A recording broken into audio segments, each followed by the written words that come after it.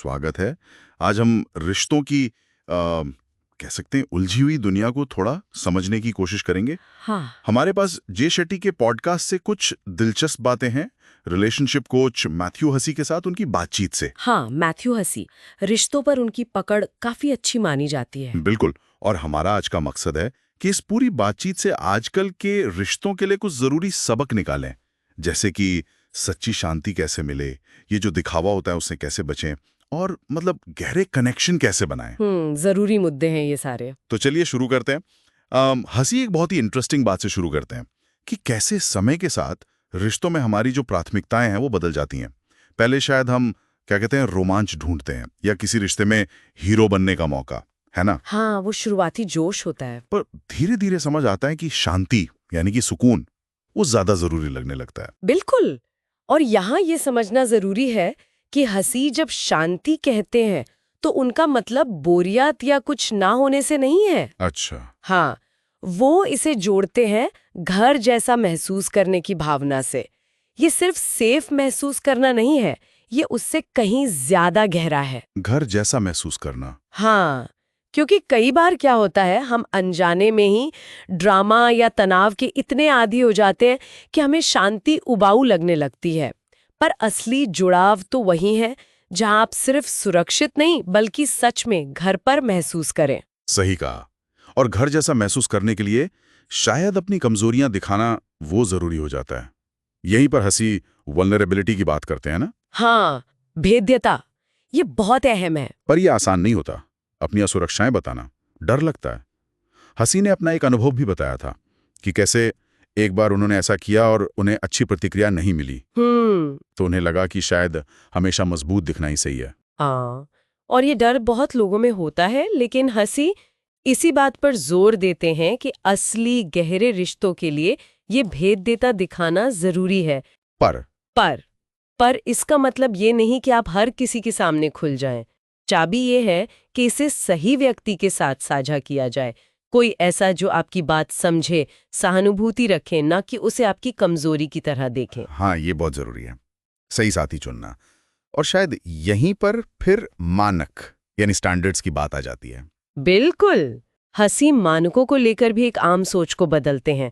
वो कहते हैं कि सच्चे मानक सिर्फ कोई टैक्टिक या रणनीति नहीं होते, जैसे जानबूझकर देर से मैसेज करना या कोई खेल खेलना। अच्छा, तो फिर क्या होते हैं? उनके हिसाब से सच्चे मानक दिखाते हैं कि आप असल में कौन हैं, आपकी बुनियादी जरूरतें क्या हैं एक रिश्ते से, जैसे सम्मान, जुड़ाव, आपसी समझ।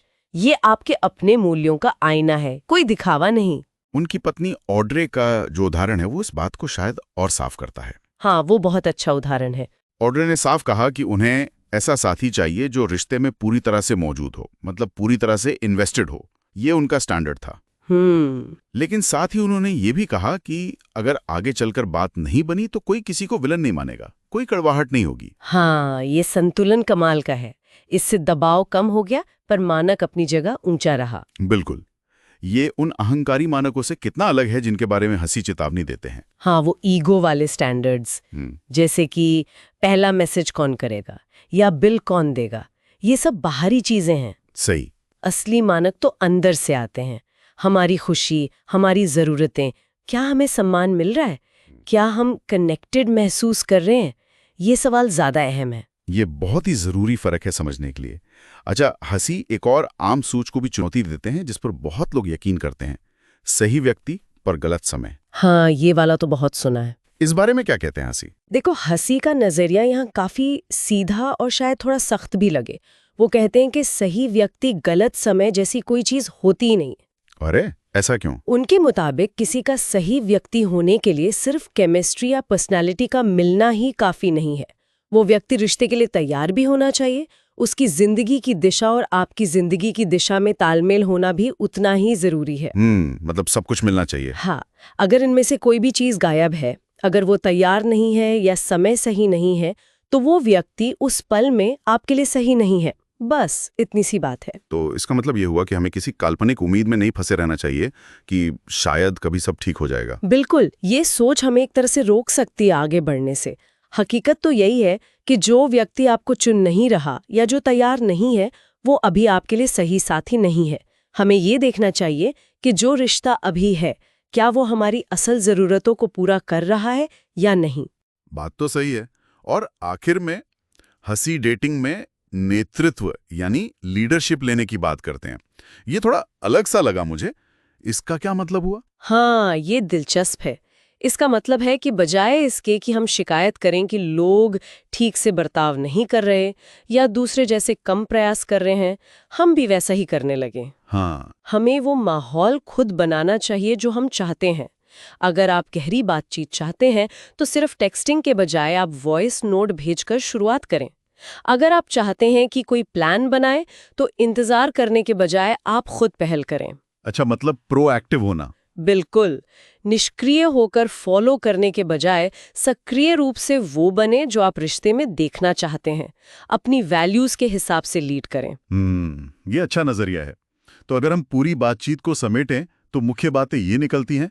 रिश्तों में दिखावे से ज्यादा सुकून और वो घर जैसा महसूस करने वाली भावना को अहमियत दें। हाँ, सही व्यक्ति के साथ अपनी कमजोरियां या भेद्यता दिखाने से न डरें। बिल्कुल। मानक तय करें, लेकिन वो आपकी अंदरूनी जरूरतों पर आधारित हों, न कि अहंकार का या दिखावे पर। सही। और वो सही व्यक्ति गलत समय वाली कहानी से बाहर निकले। बहुत जरूरी। और आखिर में रिश्ते बनाने में, डेटिंग में खुद पहल करें, नेतृत्व करें। हाँ, अपनी मनचाही दिशा दें। और एक आखिरी ख्याल है जिस पर शायद और सोचा जा सकता है। बताइए। क्या हो अगर हम किसी के लिए समझौता करने, सेटलिंग फॉर की सोच को थोड़ा बदलें और उसकी जगह किसी पर टिक जाने, सेटलिंग ऑन के विचार को अपनाएं। सेटलिंग फॉर की जगह सेटलिंग ऑन मतलब इसे एक मजबूरी या हार की तरह ना देखें, बल्कि एक शक्तिशाली सचेत चुनाव की तरह देखें। ये चुनाव कि आप किसी एक इंसान और रिश्ते को गहराई से जानने का, उसे पूरी तरह से विकसित होने का मौका देंगे। ये समझौता नहीं, ये एक कमिटमेंट है, ये एक चुनाव है। सोचने वाली बात है ना? हाँ, वाकई ये सोचने का एक नया पहलू है। बहुत शुक्रिया।